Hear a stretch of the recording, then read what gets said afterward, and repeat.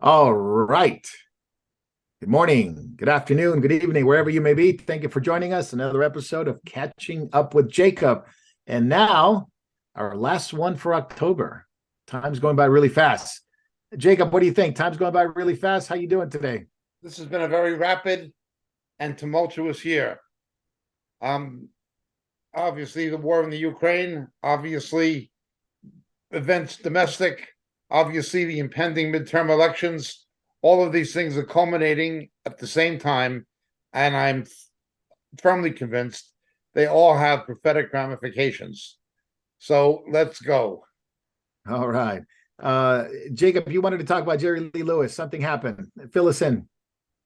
Jerry Lee Lewis, what can we say about a man who grew up as a not just as a biological cousin, but as a virtual stepbrother in the same house with Jimmy Swaggart, an evangelist who became discredited, and Jerry Lee Lewis, who always knew the gospel his whole life, and who began playing the same kind of music as Jimmy Swaggart did. They began by playing gospel music and gospel piano, and that was his background. And he exemplifies the relationship between early rock and roll and, of course, the gospel tradition. Like the black blues musicians of the Delta in Mississippi, south of Memphis, Jerry Lee Lewis embodies a contradiction between what became the rock music of the 1950s and what it engendered in the 1960s and 70s, and a conservative Christian tradition. Quite a situation. I don't know what to make of it. I know the man knew the gospel. I just hope at some point that he put his faith in what he knew to be true and in who he knew to be true. Because if he didn't, he's not going to be able to plead ignorance. That man absolutely knew the gospel. Now, he's not the only one. I would say the same thing is largely true, certainly about Elvis Presley. We know from his half brother, who is a Christian. We know about many of these early people in soul music, like Aretha Franklin, whose father was a preacher. We know about this from many, many sources. They all came from the Bible Belt, black and white, soul and rock, blues. They all had a gospel basis and a knowledge of the gospel, but none more than Jerry Lee Lewis. What can we say? Jerry Lee Lewis helped fund his cousin Jimmy Swaggart's ministry. He took money that he made in the rock music industry in the early days, and he paid travel expenses and ministry costs and things to launch or subsidize the launching of his cousin's evangelistic ministry. That's quite a thing. It's quite a world to be trapped in. What can we say? Well, we can't say anything, but one thing is for sure. He either returned to the faith of his childhood and what he knew, or he's going to spend eternity wishing he didn't. Great balls of fire can have more than one meaning. Hmm. Absolutely. Thank you, Jacob. Thank you for that. And we do want to welcome those who are watching on different platforms. We're Rumble, RTN, Vimeo, of course, Facebook, of course, YouTube. And I'm missing one. Vimeo, did I mention me? Vimeo already, Telegram. So a lot of platforms, a lot of eyes today, Jacob. So we welcome those who are watching and those who will watch later for this episode. And we're coming down to the end of the year. And as Jacob says, it's been a tumultuous year, so we'll be catching up on a lot of things. Jacob, let's get right off the bat here. No doubt, one organization that seems to have its tentacles pretty much everywhere and anywhere is the WEF, the World Economic Forum, and Klaus Schwab, of course, is the mastermind, the brains behind it. Perhaps not in a good way, but now he's getting into weaponizing banking. His own words is that he wants to create an economic weaponry, uses of effectiveness and sanctions, his own words, This was said at the World Economic Forum meeting just in May. Yeah, so where 50 heads of government met, and this is part of their conversation: global sustainability, scientific collaboration, and using economic weaponry. I wonder what he means by all that, but I guess we don't have to guess. Economic weaponry is something that's coming, and it's already here. They're weaponizing banking, and PayPal and other banks have already jumped on the bandwagon with the ESG and trying to get into the climate change mentality. Jacob, what's the outlook on this when you're weaponizing banking, you're being deplatformed, and you're being debanked?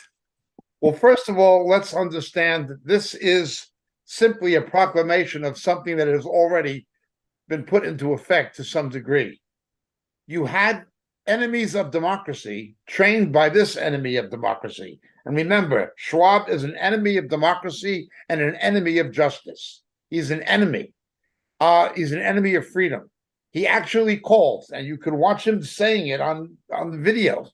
He actually called, invited the dictator of China, a man guilty of the violation of human rights and suppression of freedom on every level, an autocratic dictator making himself another Mao, inviting him to be the leader of this new world economic reset. Didn't use the term reset, but that's how it was described. You're calling upon a malicious dictator, an enemy of human rights. This tells you what Schwab is. Now, as far as the weaponizing of banking, one of his disciples is Elliott Trudeau. What did Trudeau do with the trucker strike in Canada? We know a Christian lady who was arrested for bringing lemonade and cookies to protesting truck drivers, and she was arrested. To this day, these truck drivers cannot get access to financial services because of the weaponization of the Canadian banking system by Trudeau, a disciple of Schwab. But there's more. I ideologically agree with Liz Truss. Her plan was ideologically right, but the timing was wrong. I admit she had the timing wrong, and the presentation of it was not good. However, who deposed her? It was the reaction of the City of London and of the financial institutions of the City of London that brought about the crisis and the run on the pound that precipitated her removal. What you essentially have is Schwab's globalists, the That's globalists, right. removing her and putting in Sunak in her place, putting in a globalist in her place. What they could not achieve by stopping Brexit, they're trying to stop by globalism. They're trying to destroy populism. They're trying to circumvent democratic process by effectively a weaponization of the banking system. Now, when you look at what is happening in the United States, where the Justice Department has been politically weaponized by Obama and now by, of course, by Biden.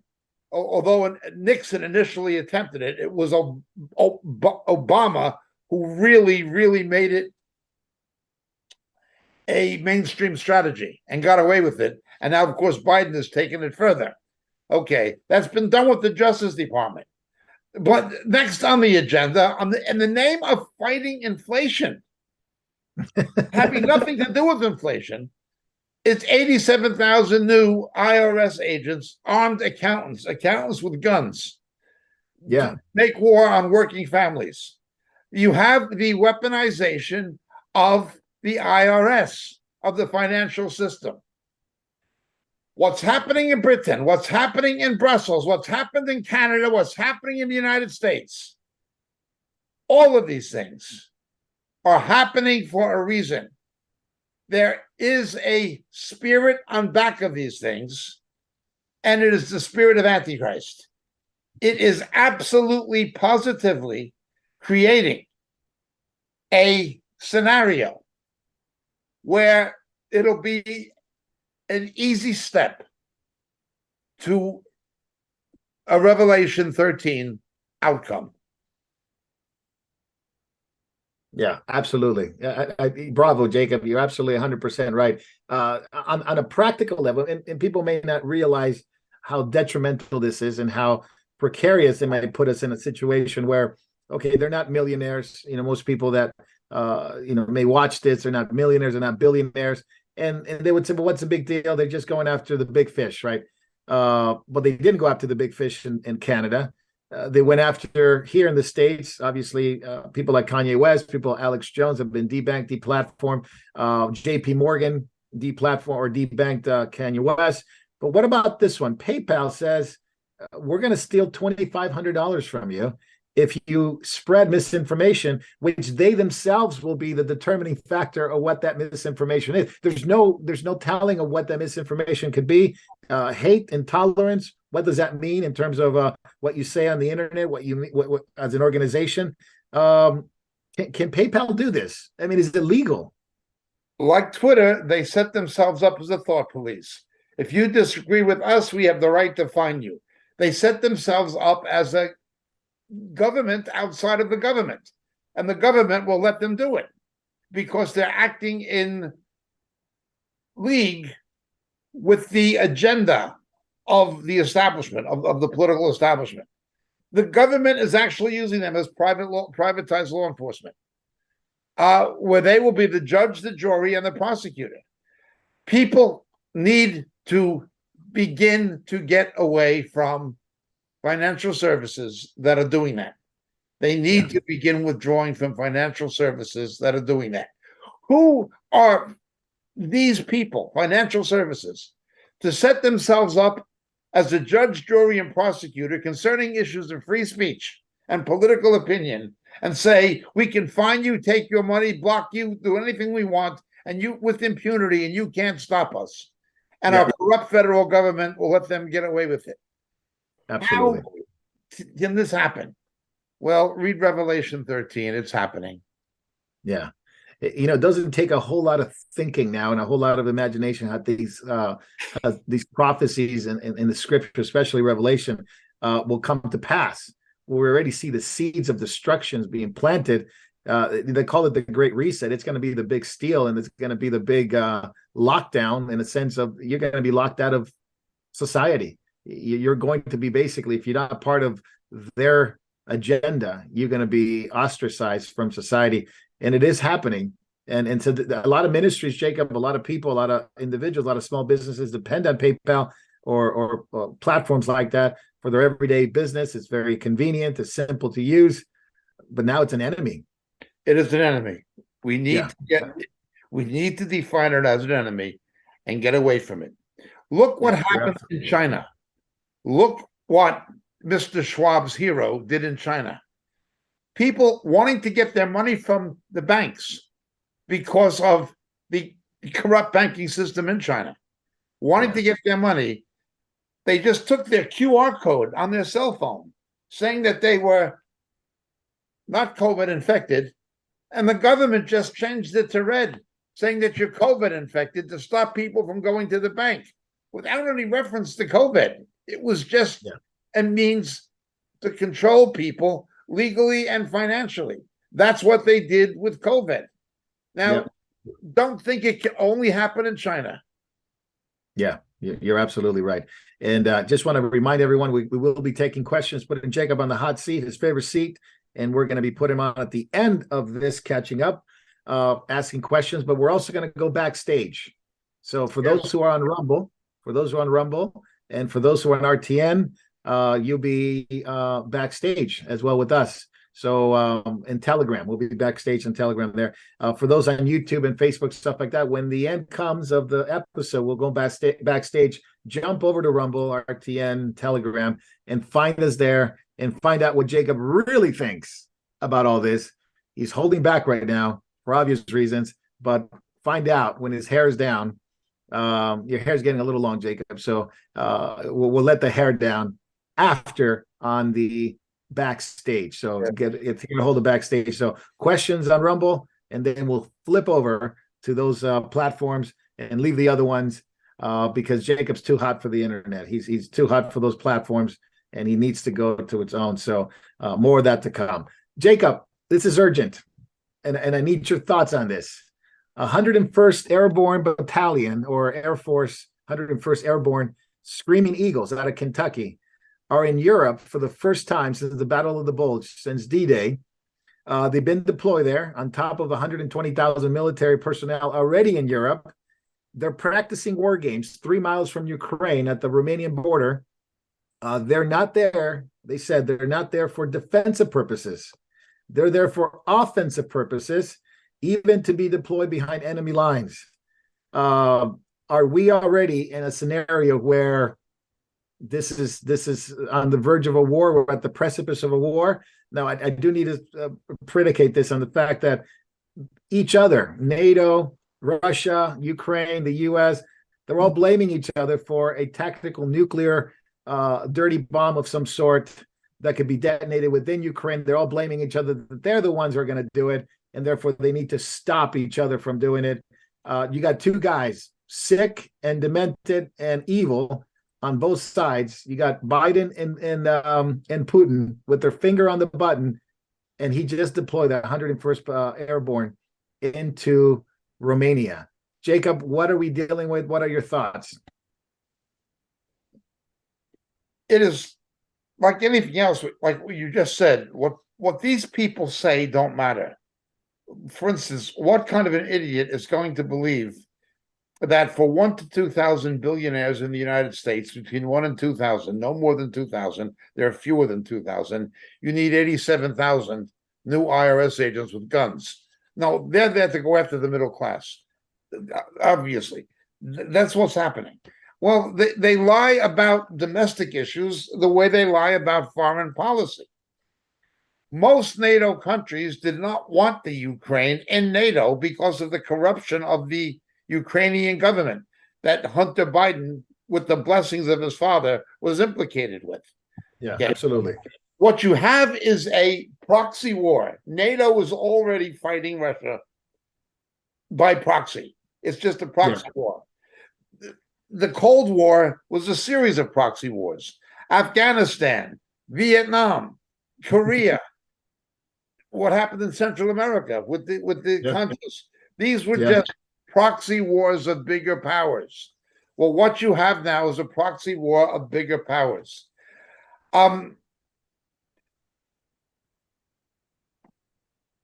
There is no legal basis for any NATO country, especially the United States, to enter into the Ukraine. Supporting the Ukraine, armaments, finance, humanitarian aid, you can make those arguments. Okay. Putin's a bad man, you can make those arguments. But to actually commit NATO troops into a combat situation on Ukrainian soil, you cannot make that argument. Ukraine cannot join NATO after the war has begun. It was either a member of NATO before, and most NATO countries didn't want it, or it isn't. And the fact is, it isn't. This is completely wrong. It is a foreign policy out of control and a defense policy out of control. First of all, you have incompetent weaklings like Miley and Austin, people who are jokes. The only thing in the favor of the West and of the United States particularly is that the Russian generals have largely proved to be jokes as well, except the present commander, who's responsible for the genocide of tens of thousands of people, many of them Christians, in Syria. Okay.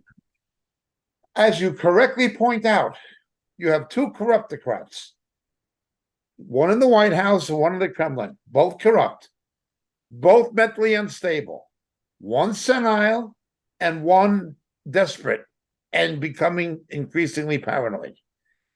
It is the most dangerous situation of its type since the Cuban Missile Crisis, undoubtedly. With this, I do agree with Mr. Putin. Again, if Donald Trump had been president, Putin would not have invaded the Ukraine. You're right. Absolutely. That's what people, if he had been president, Afghanistan would not have fallen to the Taliban. Yet the mainstream media overlooks this. The lying hags of a certain women's TV program ignore this. They ignore the obvious and expect other people to ignore it. Social media ignores it. That is what is happening. You're expected to ignore the obvious. Well, what you said is obvious. You have corruptocrats with their fingers on the button, and neither one of them are mentally stable, and neither one of them are competent. Jacob, you were very young when the Cold War was at its heyday. I mean, obviously we hit a crescendo at some point, and then it tapered down, and eventually Gorbachev and Reagan settled it out, and it was over. Supposedly, it was over. Do you remember a time like this where people were this concerned? I mean, people are genuinely. I mean, this is unbelievers who are genuinely concerned that we're on the verge of a nuclear disaster, and and some of them are getting very angry at the Democratic Party because and rightly so, and obviously some of the Republican Party as well. So it's responsible for this. But have you ever seen anything like this? We're at the precipice, and I don't know if people realize it, but some people are realizing that this is precarious. During the Cuban Missile Crisis, there was no anger at JFK, even though he messed up with the Bay of Pigs. He plainly had a bad policy move with the Bay of Pigs. There was no national anger towards him by most of the voting constituency of either party. Okay. But in the Vietnam War, you did have an anger by Democrats against the Johnson administration. I remember liberals and students and people who voted for Johnson protesting in front of the White House. Hey, LBJ, how many kids did you kill today? These were people who were Democrats and who voted for Johnson, who hated Goldwater the way they hated would later hate Trump, and then turned against him. So the answer is, I did see it in the Vietnam era, but not in the Cuban era. I believe this is a dangerous game. If the U.S. is playing games with Russia and saying we're going to provoke this, and they're the largest supporter of military weapons into Ukraine, and the 101st Airborne fighting Screaming Eagles are there. I don't like the game of chicken. And if you're trying to say, if not you, but if we're trying to say that we're going to win this game of chicken, I'm very concerned. Do you believe some of the New York Post articles about Putin being very sick, finding some imprints on back of his hand regarding cancer treatment that he's getting? Are these believable? What are your thoughts on that? Because that would mean a very desperate man that's very sick. It is possible, and there are definitely forensic medical experts who will look at film footage and try to determine some medical pathology from the way they look on video filmed images. That is true. The problem is, in a war like this, and particularly in the cyber age, you have psychological warfare and military disinformation. So you don't know if what you're reading may be something leaked or deliberately leaked by the Pentagon or the CIA to the media, because that's what they want the media to report. For various reasons, for Putin to see it, for the Europeans to see it, for the public to see it.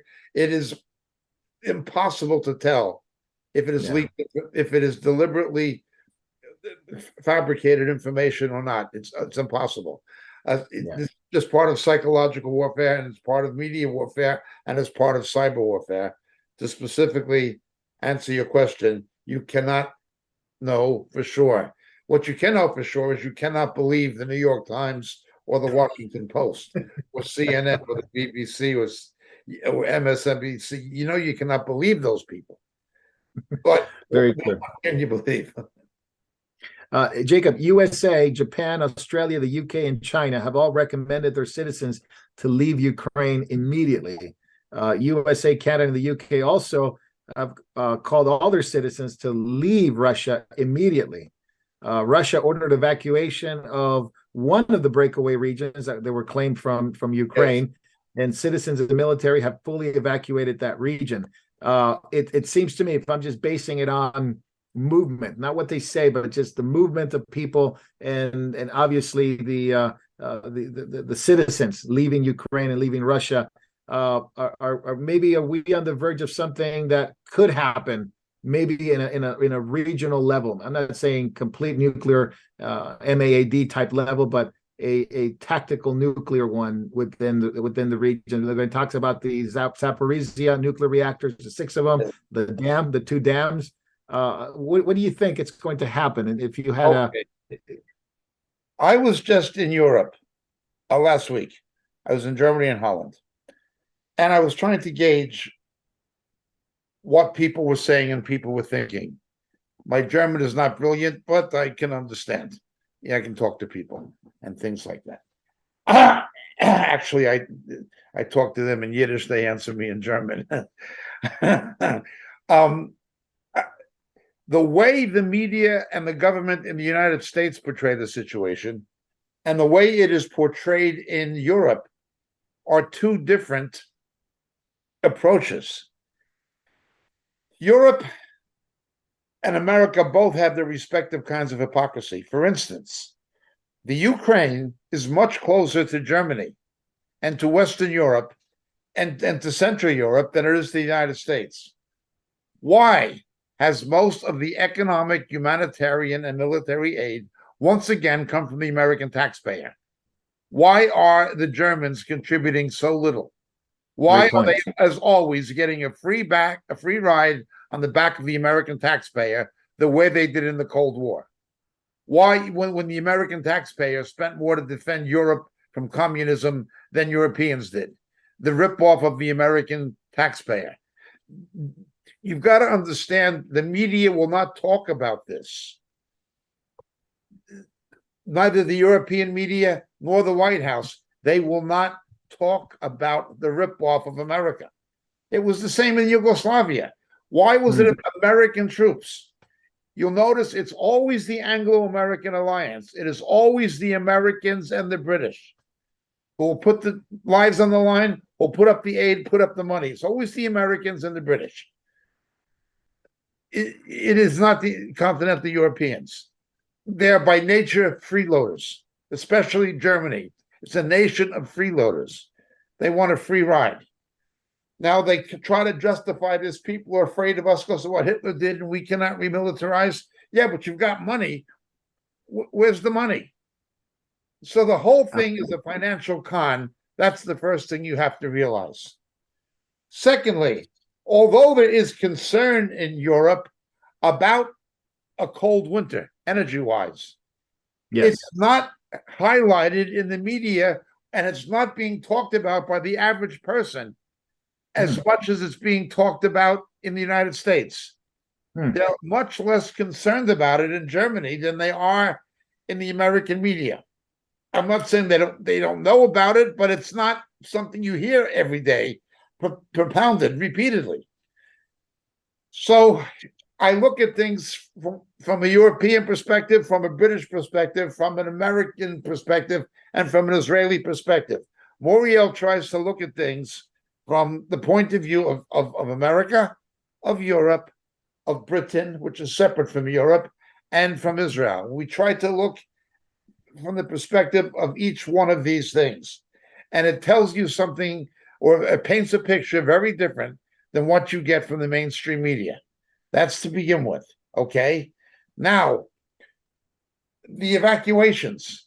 Well, yeah, there's evacuations, and it may be a matter of legitimate concern, but it also may be doing that to manipulate public opinion and scaremonger. You just cannot trust what they do or why they do it. I'm not saying there's no substance to those fears, but I'm saying you cannot take anything they do at face value. Now, concerning Russia, Russia is afraid of its army being trapped between the Ukrainian front and the Dnieper River, being trapped on the wrong side of the river with no way out. They're trying to get, or have gotten, most of the ethnic Russian population to the east side of the river. That tells you that they know they're in some kind of strategic trouble or under some kind of strategic threat. As this happens, Putin gets more and more desperate. What is going to stop him? Now, remember, this was largely achieved by Western intelligence assistance and by HIMARS. The HIMARS are basically rocket launchers on the back of a truck. They're not even the most advanced American rocket system. There are more advanced ones. Germany could easily provide 250 Leopard tanks, Leopard 2 tanks, to the Ukraine, train them in a matter of weeks how to use them, and just let it go. We have not given jets, even older, almost outmoded jets, such as F-16s, to the Ukrainians. We've not even given them hardly any advanced weaponry, apart from some of the HIMARS stuff. The rockets themselves are advanced. I'm sorry, the one exception will be the Javelin. The Javelin is the only state-of-the-art ordnance. If this is what the Ukrainians are doing with limited quantities of outdated stuff, what chance does Russia have? Now, we have to understand something. During the Cold War, the Soviet threat was amplified and amplified and amplified. Why? Because defense industries would be given contracts to counteract the Russian advancement. I recall going to Russia after the Iron Curtain collapsed.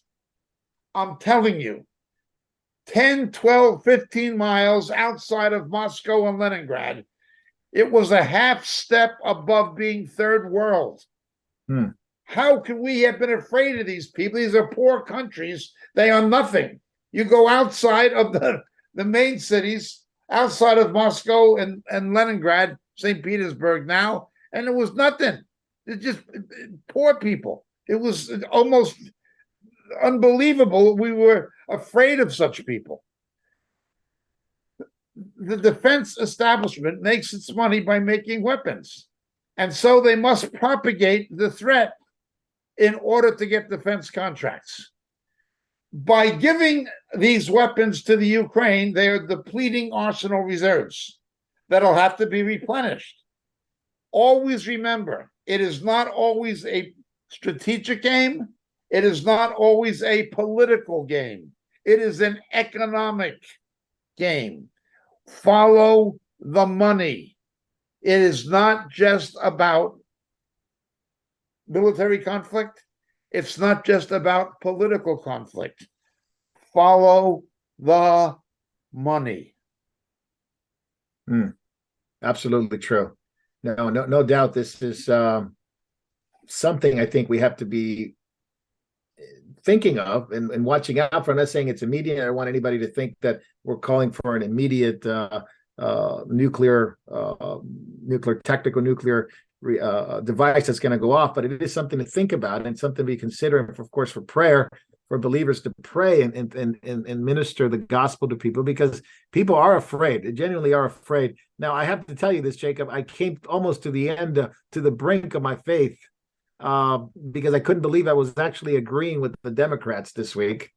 50 congressional Democrats, 50 of them wrote a letter to the White House saying to Biden and his White House that to seek peace at all costs, even if we have to sacrifice a free state of Ukraine, the concept of the free state of Ukraine.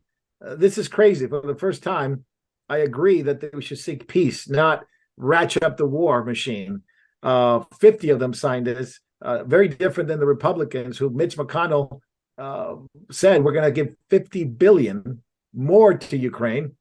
After some Republicans said, if we get the House, we're going to backtrack, we're going to roll back some of this stuff. Immediately, McConnell said, no, we're not doing that, and we want it done before January, probably thinking to do it before some of the new Congress gets in. There's a call for peace from the Democrats, 50 of them. Can you believe this? I don't know. I don't know what to think. Because the first time Alejandro Ocasio-Cortez being protested by left-wing liberals in New York. This is what happened in the Johnson administration. Hmm. It was a left-wing reaction against the left.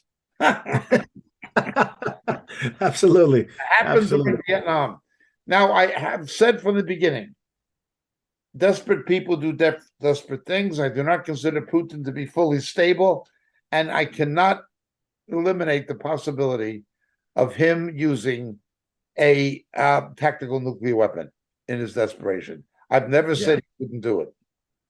Yeah. You're absolutely right.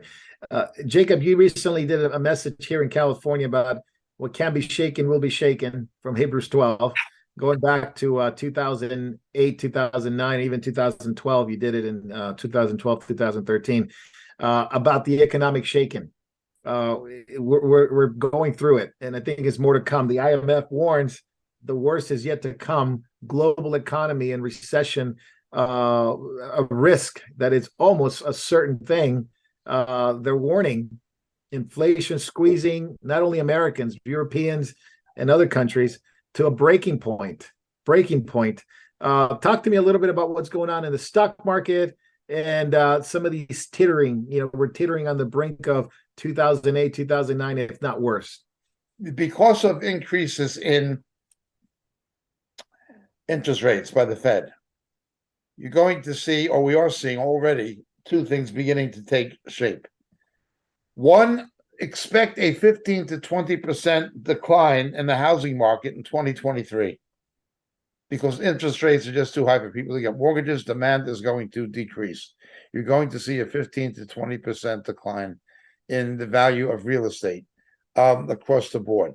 I'm not saying there will not be certain areas that will be less affected than others, but it's on average, I would expect the way it's going, and there's going to be a further rate increase by the Fed and by the Bank of England of 15 to 20%. That's the I first. think was it the European European banks actually increased it last night. That's correct. Yeah. Secondly, you are going to see a decrease in corporate profits of American multinationals abroad, because when you take their currency and you put it back into your own, and your own is stronger than theirs, you don't have as much money as you used to. Plus, you become less competitive in certain sectors because your exports are more profit or more expensive. A strengthened dollar has its good aspects, but it also has its weak aspects. So again, as I always say, follow the money. Ultimately, as we know, there'll be fear and anxiety among the nations, none of them knowing the way out. The reason the instability has not overtaken the United States already, and it's happening in Britain. Britain is now becoming very, very, very precarious. People are afraid. People are troubled, and becoming more so over energy prices and other things. Okay. It's perilous. It's becoming perilous on this side of the Atlantic in Great Britain. That is for sure. The only thing is Russia, China, Germany, Japan, the other major economies are also in peril, and in worse peril in many respects than the United States. So the United States is relatively well off compared to these other major economies. But compared to its own history of stability and prosperity, it is not well off. No, you're absolutely right. I mean, people have normally you just basically you see the transfer of money into the U.S. market, into the bond market, but that's already unstable. And where are you going to go? Where else The can bond you market go? in Europe is shot to nothing. Wow. Now, Wow. understand something. Under Donald Trump, oil was about a third the price it is now. Inflation was 2%. Now it's well above 10. And there are Yeah. still people stupid enough to vote Democratic. But there are Yeah. also Republicans who are stupid enough to think Mitch McConnell's a conservative. People reap the fruit of their own stupidity. Yeah. No, you're absolutely right. like black and Jewish America and the students of America. The Jews reaped the fruit of their own stupidity when Obama knifed Israel on the back on the UNESCO vote. Black Yes. Americans reaped the fruit of their own stupidity when Black American family income declined by $900 after 2 terms of Obama. The actual earning of average Black American family went down by $900 after 8 years of Obama. It went down. You know, he knifed them in the back. And then, of course, the students sniped in the back over them paying Obamacare for the uninsured Yeah. as the future labor force. People reap the fruit of their own stupidity. But that is not only Democrats. You had a case today where a corrupt Democrat, the husband of Pelosi, someone broke into his house. Now, these elitists don't care what happens to ordinary people or ordinary families. They're quite happy to have district attorneys and prosecutors who will release criminals without bail because they think they're protected in their gated communities. But when they're not protected in their gated communities, even on that level, they reap the fruit of their own stupidity, the way that Pelosi and her husband did today. Nobody is going to be immune. In 2008, we said everything that can be shaken will be shaken. And we specifically said that many ministries and churches built on the schemes and visions of men instead of the vision of God are going to be hit financially. But we also said there will be faithful churches and faithful ministries who remain loyal to the Lord on the basis of his word and have shown financial integrity that God is going to prosper and use. No matter how serious it becomes, the Lord is going to meet the needs of those who faithfully do his work in ministry. I'm convinced. As for the world, fasten your seatbelt. Very true. Jacob, you mentioned the UK. As some have described it, it was utter chaos after Liz Truss had a vote of no confidence, and she stepped down 45 days into her prime ministership. And now Rishi Sunak, which we had warned about here many times ago before Bojo stepped down, that he could be possibly a candidate. And you warned about the fact that this would be really, really bad. Rishi Sunak, a devout Hindu, he is now the new prime minister. They have allowed him in India. It is really kind of interesting. The way they phrased it is a celebration of reverse colonization, according to many Hindu newspapers. Britain is now in the hands of an Indian, they said. And of course, this is suggesting, of course, there's a measure of revenge against India by Sunak's power. He's welcomed by Modi. He's welcomed by Modi in some 2030 roadmap that he talked about it with him. So welcome to central bank digital currency. Sunak is a big proponent of blockchain and CBDC. Jacob, what does that mean? Talk about the ramifications politically and financially. Then let's talk about the spiritual side, because that's the most important part. Last Sunday at a church in Bournemouth, when I got back from Europe, I addressed the situation that you described, and I'll be talking about it on RTN Word for the Weekend tomorrow, on Saturday tomorrow. But in brief, you have a Hindu prime minister at number 10 Downing Street. Right after the death of Queen Elizabeth, who was the defender of the faith, meaning Christianity, at least with a small c. Now you have King Charles, who's the defender of faith. Hindu, Buddhist, Muslim, he doesn't care.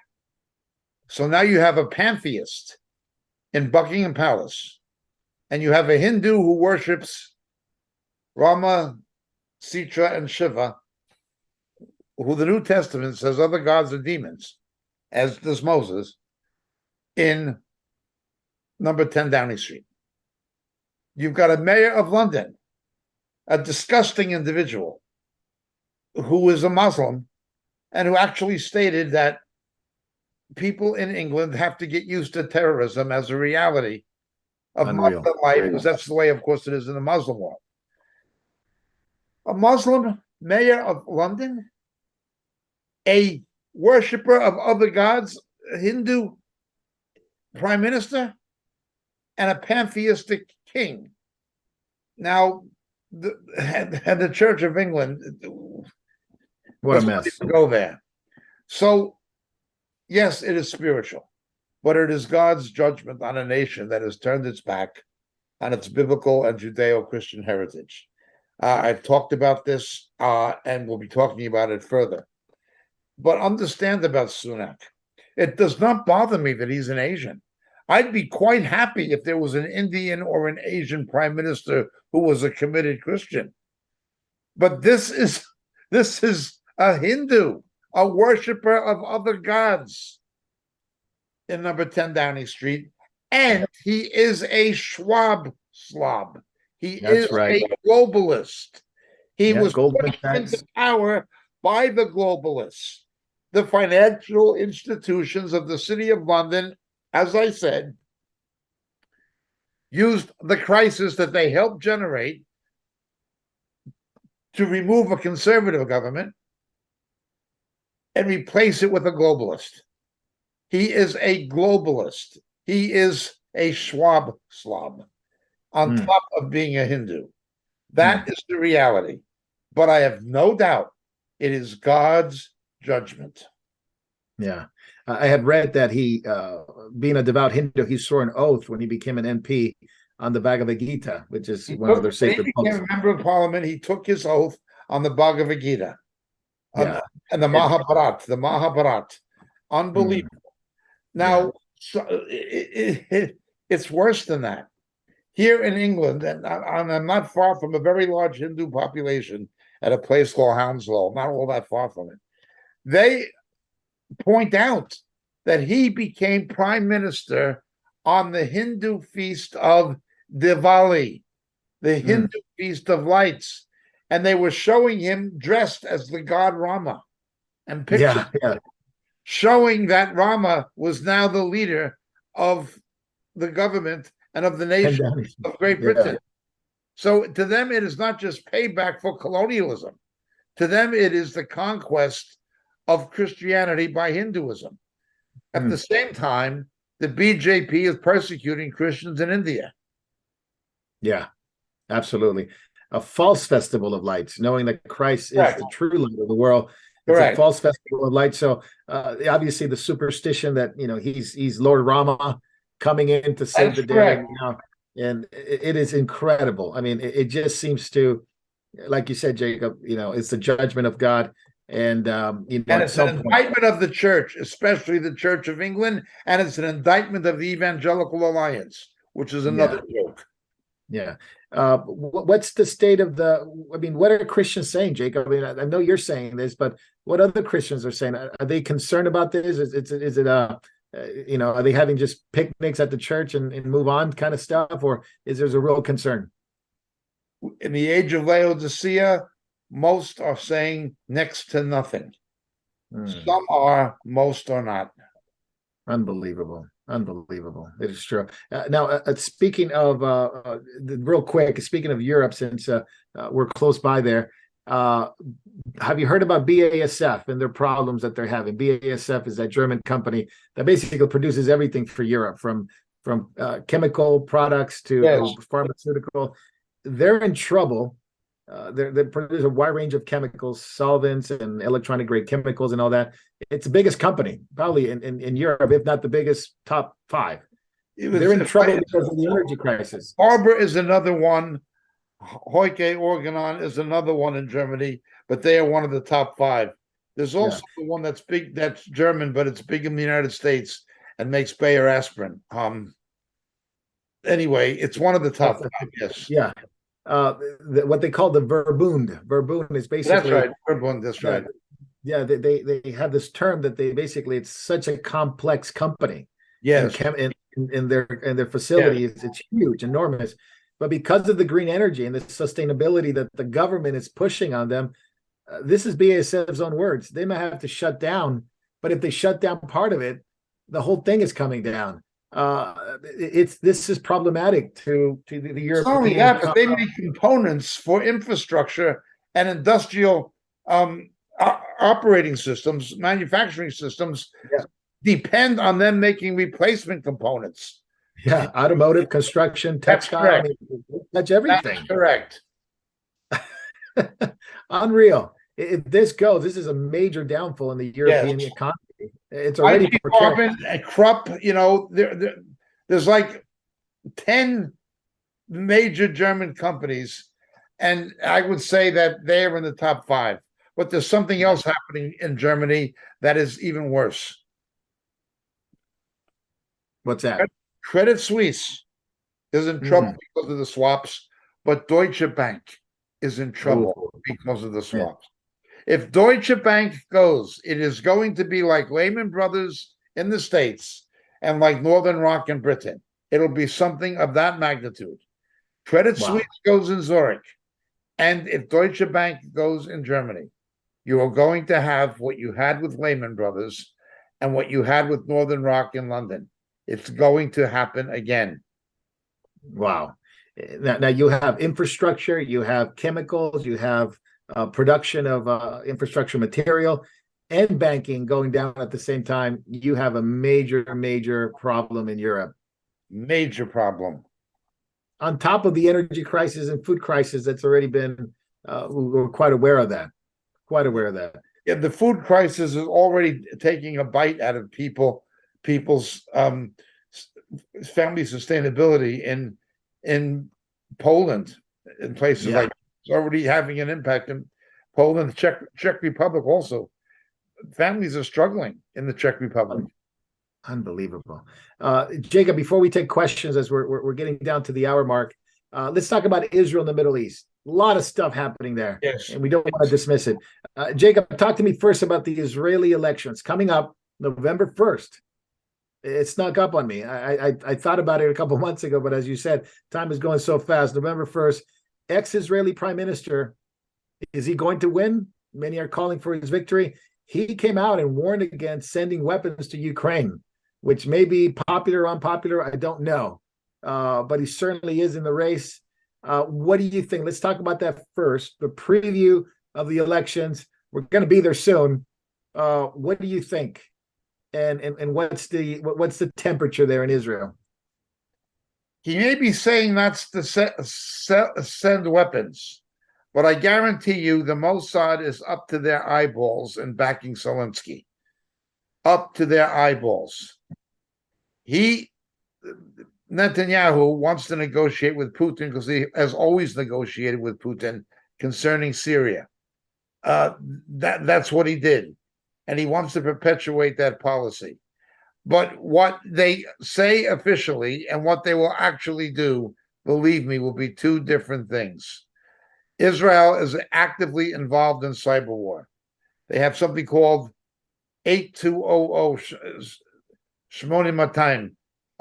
They're like the NSA of Israel, And they are working 24/7 on Ukraine on signal intelligence. No, you're not going to see Merkava tanks being sent or sold to the Ukraine, but you are definitely seeing intelligence cooperation. Absolutely. Now, it's go ahead. Something else, of course, is that with the coming embargo in February, if it goes through on all Russian oil and natural gas coming to Europe, this will press for a more rapid development of the Israeli Leviathan fields of Israel, Cyprus, and Greece for natural gas. So there's the economic interest of Israel to replace Russia to some degree, not fully, to get a piece of the pie left by Russia. Yes. To Europe. Yeah, absolutely. Zelensky was a little critical of Israel before because they weren't supporting him as much, at least publicly. But now he's sharing information, intel about Iranian drones.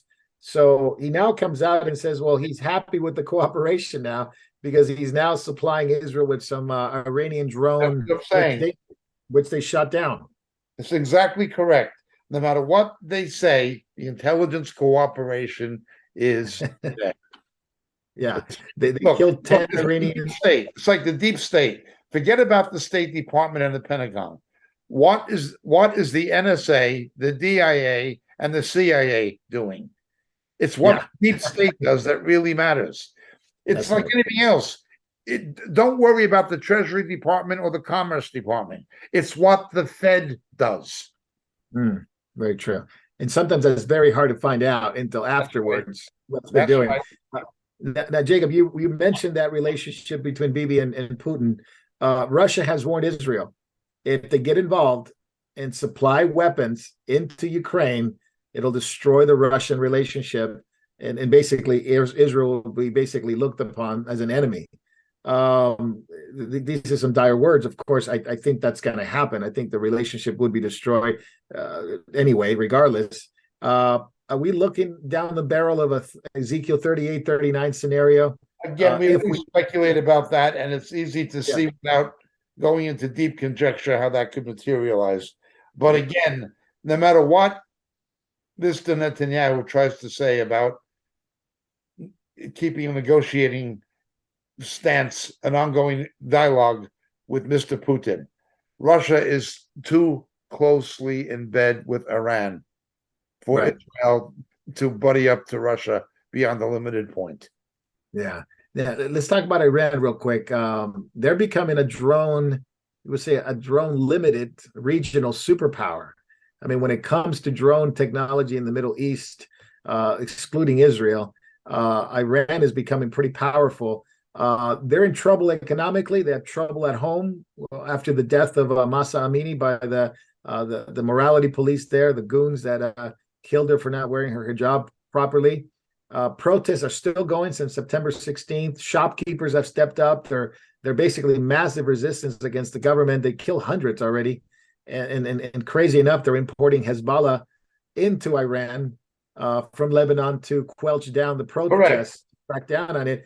But they're committed to selling drones and sending short-range missiles to Russia for the Ukraine war in exchange for a continual, of course, relationship with Iran.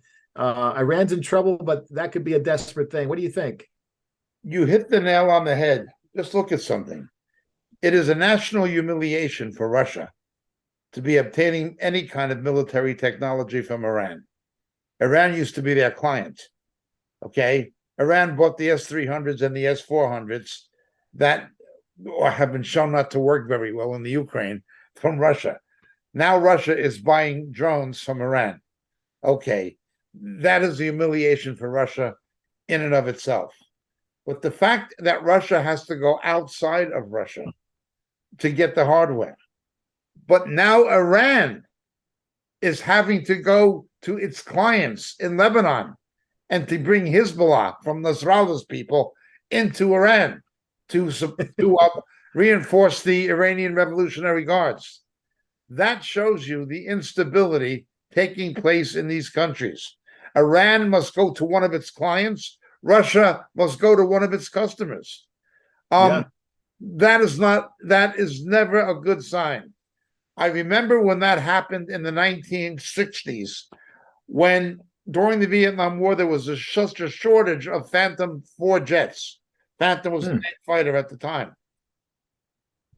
That the American government was going to the shore of Iran and buying Phantoms back from Iran that the United States sold to Iran. The United States was buying them back from Iran. This has happened even with the United States. It is a bad sign. It is foreboding. It is not a good sign when Iran must go to Hezbollah or when Russia must go to Iran. It is never a good sign when your customers, your clients, become your suppliers. It's not a good Yeah. Now, Iran has sworn to unleash what they call the Ring of Fire. Hamas and Islamic Jihad in Gaza, Hezbollah in Lebanon, the Shiite militia in Iraq and Syria, the Houthis in Yemen. They're armed to the teeth, of course, no doubt. Missiles, rockets, and of course, kamikaze drones, which are absolutely crazy. They just simply like a kamikaze plane. They just go right into a facility or an electrical facility, and they basically detonate it at the target. Very lethal. But Israel has done something interesting. They have attacked a drone factory in Syria this week, a couple of days Yes. ago, in Syria, near Damascus, actually Damascus airport, which was running by Hezbollah. Hezbollah was running those drone factories there and shipping them over to well, they were basically taking care of them and shipping them back to Lebanon. Yes. This is the I think they're called the 4400 unit, the Yeah. one of the most prestigious Hezbollah units. So did Israel hit the targets? I mean, Syria saying they shut them all down. Israel saying no, we got the factory. What do you think, Jacob? A lot of times they lie The about this. Israelis at least got the key ones, and to prevent the rest from being destroyed, the Syrians probably shut them down. That would be an educated guess. But the Israelis definitely made some kills. The question is Iran. Biden is, of course, pursuing the Obama policy of licking the boots of the Iranians, of kneeling down and licking their boots the way Barack Obama did. That is his policy. That's the policy of John Kerry, of Hillary Clinton, of Barack Obama, now continued by Joe Obama, by Biden. But there's a problem. Because drones are being supplied now by Iran to Russia, this is beginning to affect Biden's willingness, or not his willingness, his capacity to make further concessions to Iran because of the Iranians supplying the drones to Russia. Yeah. They have to do it. They need the foreign exchange. Where are they going to get the money? Because now the strikes in Iran are beginning to affect oil production on top of the embargoes. You get money where you can. Russia, the same. The Russian mir, it's called mir, means peace in Russia, in Russian. The Russian equivalent of a Visa card. Almost nobody will take it now outside of Russia. They're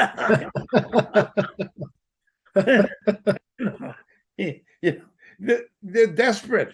You got to get the money someplace. Yeah, absolutely. Follow the money. Yeah, follow the money. That should be the name of the show. Follow the money today. Jacob Herzog was at the White House. They were discussing the Lebanon maritime, basically borders with Lebanon and Israel. They finally got to a concession. They finally agreed to it. Lebanon begins to now work with Syria on their borders.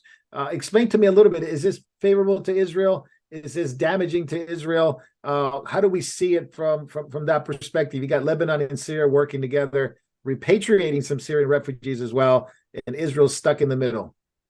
Okay, first of all, we have to understand Joe Obama wants to placate Iran. Hezbollah controls a major part of Lebanon. Obama, Biden were no friends of Israel. They will blame the victim. The Biden administration will blame the victim.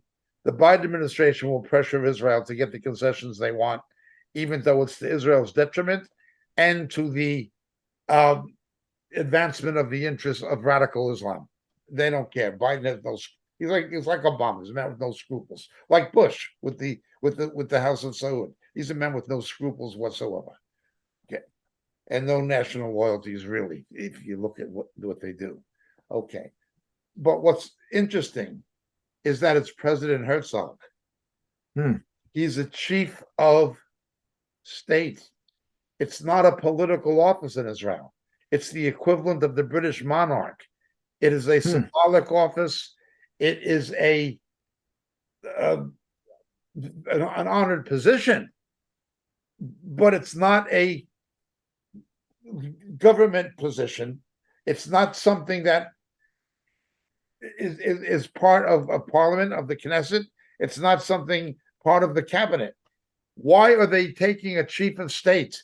Why is a chief of state, for the first time in Israel's history, involved in political negotiation with the United States? This is important. And it's not being reported by the mainstream media, of course, but it's not being reported in Israel beyond the limited point. Why is this important? It shows that the United States understands at least that there is no clear political government in Israel. That it's the transitional government that exists now is purely a caretaker. It's a caretaker government that cannot make any long-term or committed decisions on behalf of the nation. In other words, there's nobody to talk to. Yeah. There's nobody in the Israeli government you can really talk to whose position is not precarious. So who do we talk to? Well, we'll talk to somebody who we know at least is going to be there. Yeah. How do I describe this? Well, Thailand is an example. You had the riots and wars between the blue shirts and the red shirts in Thailand, and all this political upheaval and so on. Who did the people look to? Well, they looked to the king. Yep. They looked to the chief of state. He gave a perceived stability, even though he was not a figure of government. People looked to him in lieu of the government. When Mussolini fell from power, what did people do? They did the same thing. They went to the Italian royalty. Yeah. Same thing. Well, now it's happening in Israel. When you see people going to a chief of state, now it's hard for Americans to understand because the United States, the president is also the chief of state. You've got office in America. In parliamentary democracies, you have two. It's just not the way government is constitutionally or legally conducted, but it's how it is being conducted in this instance. Why is President Herzog there? Why not the foreign minister? Well, because there is no foreign minister who has any credibility at the present time. Oh, what a mess. Oh, what a tangle web. Not only that, but this kind of instability of not having a fixed government in Israel, that's happening in Britain now. This used to be a phenomena of Italy. It used to be a repeated phenomena of Italy. Now, interestingly, Italy seems to be stabilizing under a new prime minister. Italy seems to be stabilizing, but Britain and Israel are destabilized. Yeah. It's a turning door for sure. I just want to remind everyone before we finish here, we want to send in your questions on Rumble. We'll take them just a few minutes of sending your questions. We'll take them here. Jacob, while this is happening, and the final thought here, the Levites practicing for the temple service. You and I watched this video where they're singing by the Wailing Wall, singing for the temple service of Jerusalem. 600 of them perform a rehearsal like the Cohens and the Levites in the Old Testament for the coming of the third temple. All this stuff is happening, and yet the progression, red heifers, temple service, the Levim, they're there. What are your thoughts? Unpack that a little bit, and we're going to be finishing. Take the questions after that. The Abraham Accord, similarly. Remember, the Antichrist is going to bring a false peace to the Middle East. And that will in some way involve the rebuilding of a tribulational temple. It's all happening. And it's happening faster. Mitochondrial DNA experiments have been going on in Israel among Jews with names like Levi, Siegel, Cohen, Levinsky for more than 25 years now, in their determination to resurrect some kind of a Levitical priesthood and even find the high priest. However, they're going to do that because of Talmudic debate and so forth. There'll be no end to it. But they're moving in that direction, and they have been. They're doing it.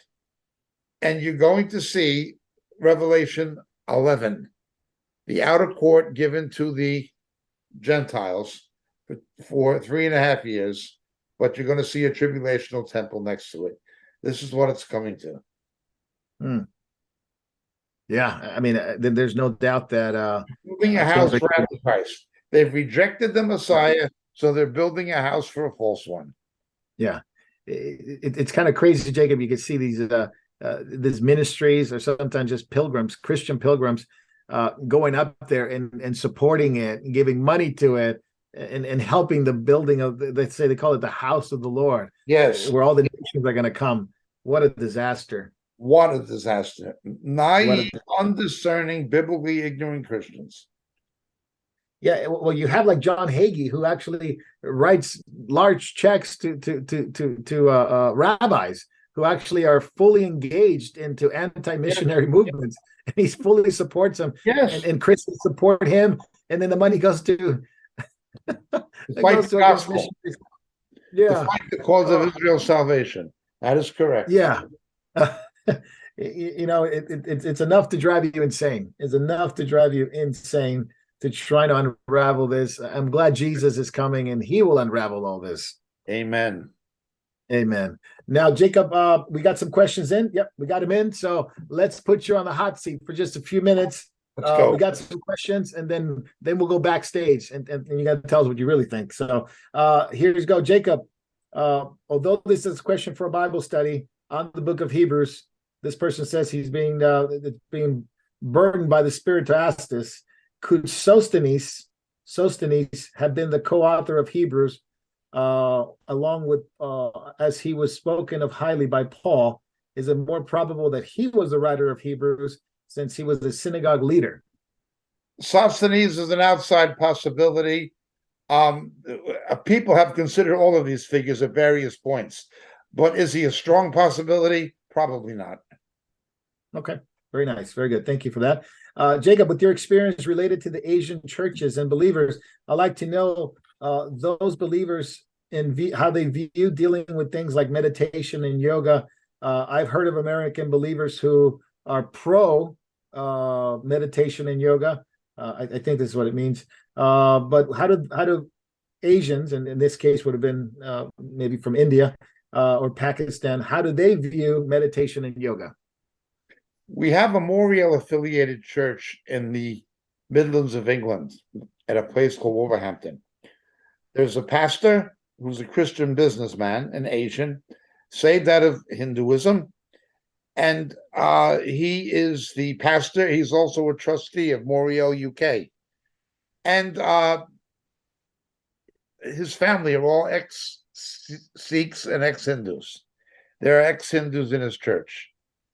Ask him what he thinks of meditation. Yeah. Ask In fact, him. I recall during the counterfeit revivals from Toronto, Canada, pastors from India, saved out of Hinduism, watching the videos of John Arnott in Toronto, Canada, and Rodney Brown and these people, saying, this is Kundalini Yoga. This is what we were saved out of. Educated, biblically knowledgeable Christians from Hindu and Sikh backgrounds know exactly what it is and why it's wrong.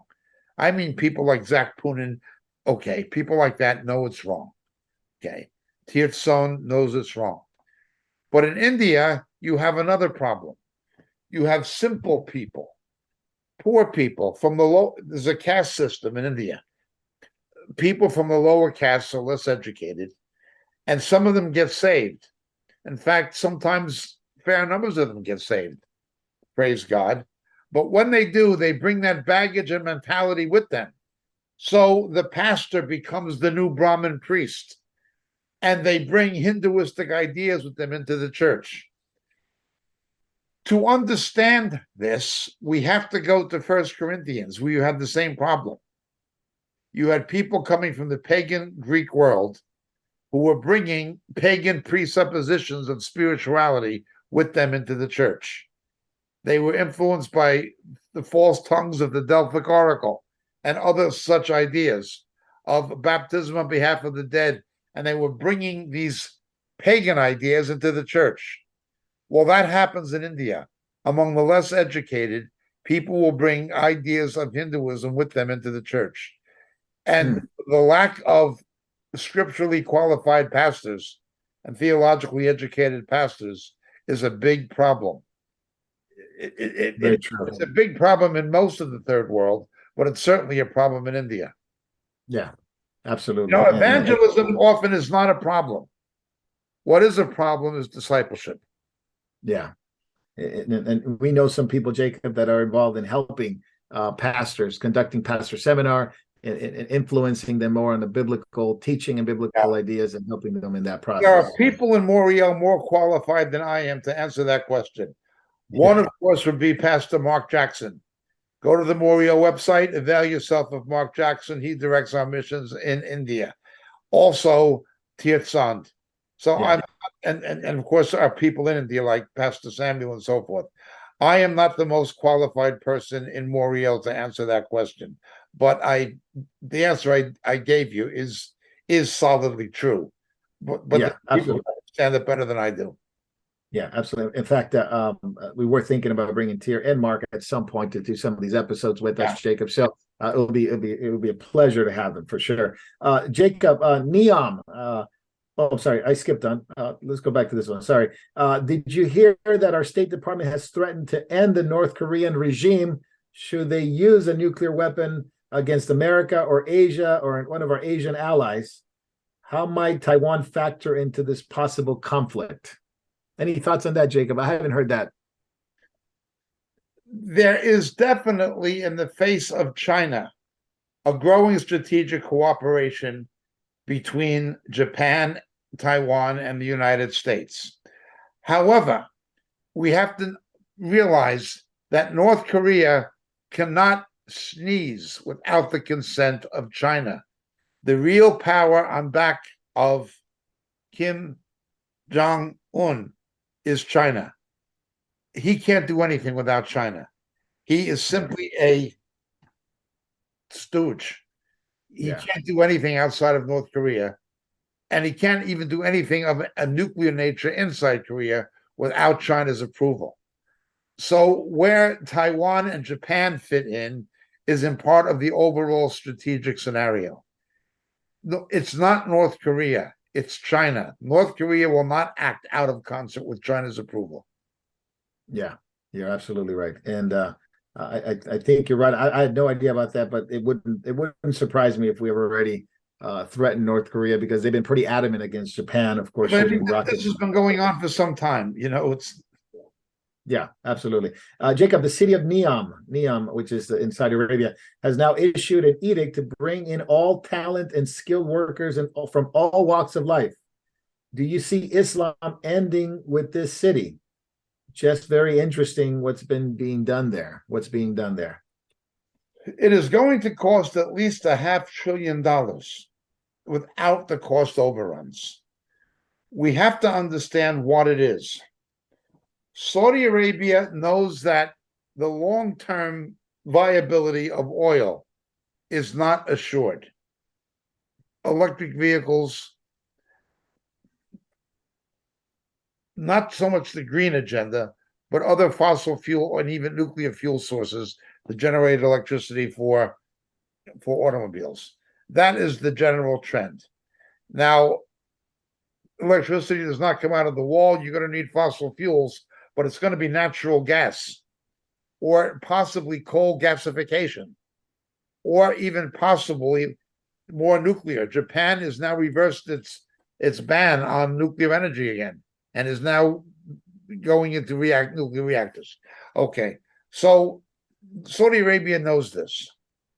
It needs to have alternatives.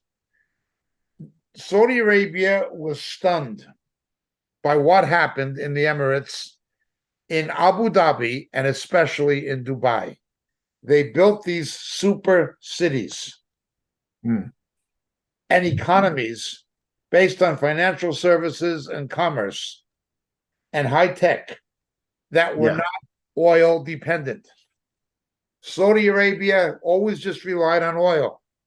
Now it is beginning to realize the Emirates have done something that Saudi Arabia has not done.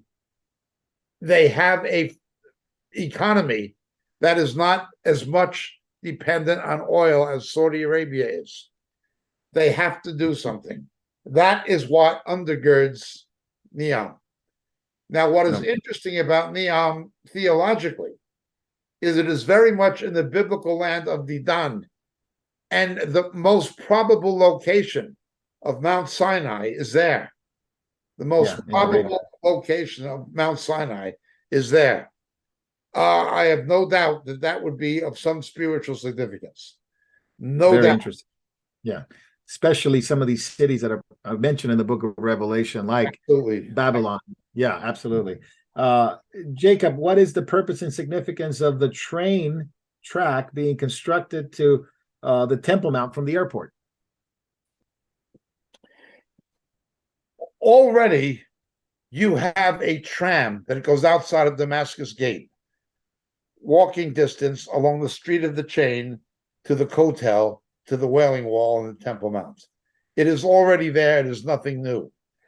However, during riots and times of stone throwing, those trams get attacked repeatedly. Riots take place, shootings have taken place, but there is no high-speed rail line going from Ben Gurion or Lod Airport to the Temple Mount. It's simply the tram line that's always been there. But the tram line does connect the Tachanat Rakevet, the rail station, to Damascus Gate. So it's already there. Don't believe what you say has an element of truth in it, but it's not true in the way you explain it or ask it. The tracks are already there and have been for some time. Okay, absolutely. Jacob, last one. What is the timing between the red heifers and the building of the temple? Since the red heifers need to be 2 years old, 2 years and a day old before they can be used. The rabbis are going to dispute about this and dispute about this and dispute about this. Some of them say you cannot have any more than 3 non-red hairs. If you have more than 3 white hairs, it is unsuitable for the sacrifice needed for the purification of the instrumentation, the sacrificial instrumentation. That's what you need it for. We have a teaching on the red heifer that we did some years ago, several years ago, on the Morio website. I explained the purposes of it to some degree, but these red heifers have been bred in Alabama, in Texas, and in Israel for some time. I don't think they're going to have a hard time getting the red heifer when they need one. The timing will not be the issue. The issue will be the politics. Very true. Very true. Well, these are all the questions we had. Jacob, we're going to get you off the hot seat very quickly. And thank you for that. And for those who are watching on YouTube, for those who are watching on Facebook, we're going to be jumping over to Rumble and RTN. And I forget, I don't know if Jay can tell us if we're going to Vimeo or not, Jay. I don't know if we discussed that. No Vimeo. Okay, so no Vimeo. And so join us on Rumble, join us on Telegram, join us on RTN for the backstage. If you really want to know what Jacob thinks, he just gave you a little hors d'oeuvre. He just gave you a little appetizer. The real meal's in the back. The real meal's in the back. And we're going to be talking about China. We're going to be talking about what we cannot talk about on YouTube and places like that. Things about medical procedures and things like that. We're going to be talking about election and what Hillary's saying about the election. So join us there. Maybe some cyborg talk. Join us there backstage.